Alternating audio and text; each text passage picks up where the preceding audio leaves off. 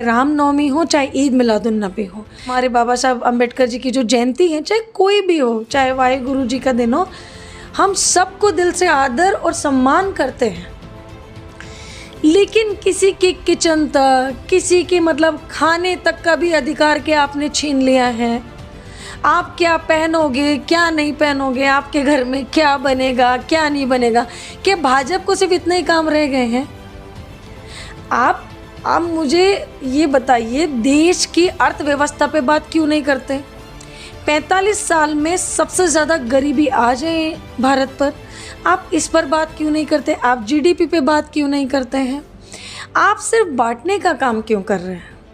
12 दिनों के बाद में उस बजरंग मुनि को गिरफ्तार किया जाता है, लेकिन मध्य प्रदेश और गुजरात में हम देख रहे हैं कि खुद ही मुसलमानों के घरों को तोड़ के फैसले कर दिए जाते हैं।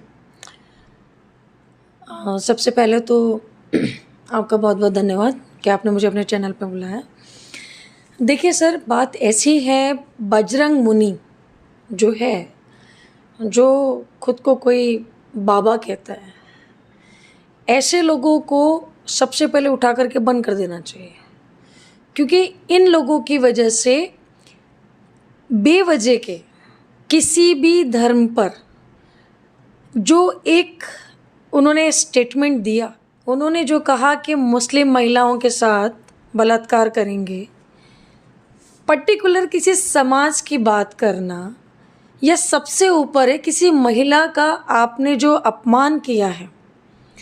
आपके पास सारे एविडेंस थे, सारे वीडियोस, सब कुछ था, उसके बाद भी 12 दिन लग गए आपको उस बंदे को अरेस्ट करने के लिए। देखिए, ये अपने आप में उत्तर प्रदेश सरकार में जो कानून व्यवस्था की जो धज्जियाँ उड़ रही हैं, ये उसका जीता जाता एग्जाम्पल है। इनको ये अधिकार कहाँ से आता है? बीजेपी के एक राज्य मंत्री अपना कंधा देते हैं जिस व्यक्ति को, और वो व्यक्ति निकल करके इस प्रकार की भाषा का उपयोग करता है। ये अधिकार कहाँ से लाते हैं? आप मुझे बताइए, मुसलमान महिलाओं के साथ हो, चाहे हिंदू महिलाओं के साथ हो, चाहे दलित महिलाओं के साथ हो, चाहे कोई ब्राह्मण महिलाओं के साथ हो, ये महिलाओं का अपमान है, ये निंदनीय है। मुझे लगता है नरेंद्र मोदी जी ने और योगी जी ने तो तुरंत एक्शन लेना चाहिए था। मतलब ये कैसी धर्म की राजनीति कर रहे हैं आप?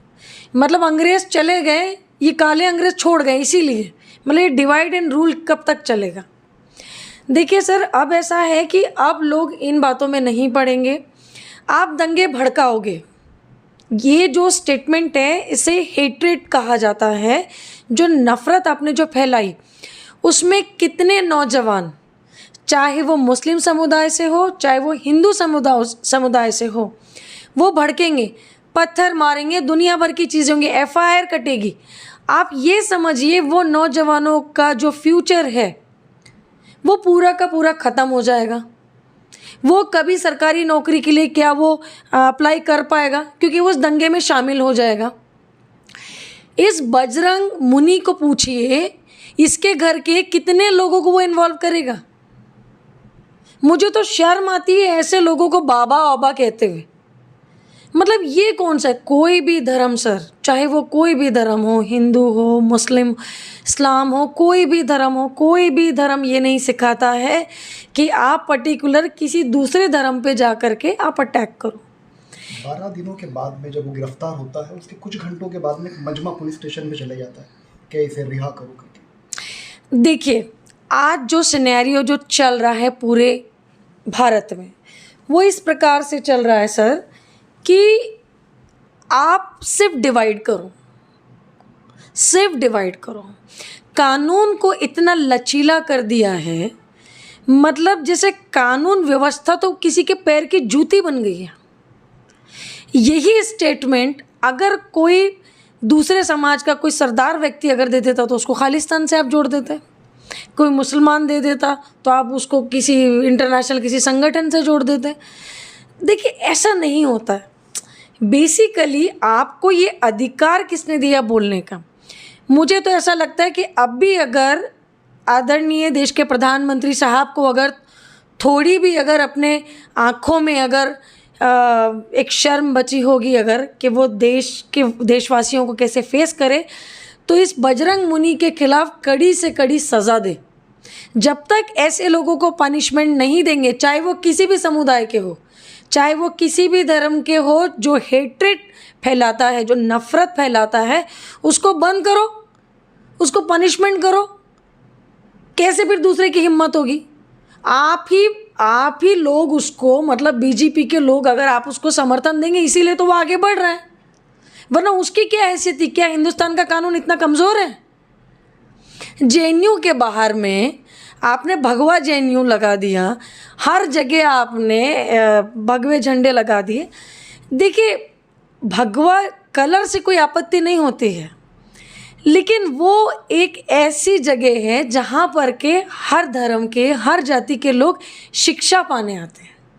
शिक्षा का धर्म सबसे सर्वप्रथम होना चाहिए।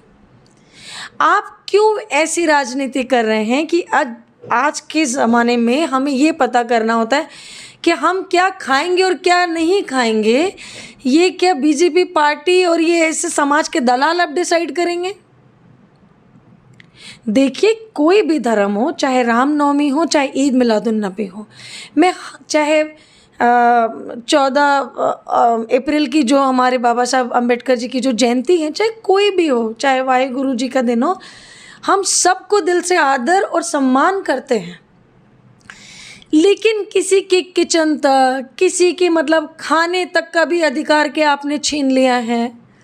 आप क्या पहनोगे, क्या नहीं पहनोगे, आपके घर में क्या बनेगा, क्या नहीं बनेगा, क्या भाजपा को सिर्फ इतने ही काम रह गए हैं? आप मुझे ये बताइए, देश की अर्थव्यवस्था पे बात क्यों नहीं करते? 45 साल में सबसे ज़्यादा गरीबी आ जाए भारत पर, आप इस पर बात क्यों नहीं करते? आप जीडीपी पे बात क्यों नहीं करते हैं? आप सिर्फ बांटने का काम क्यों कर रहे हैं?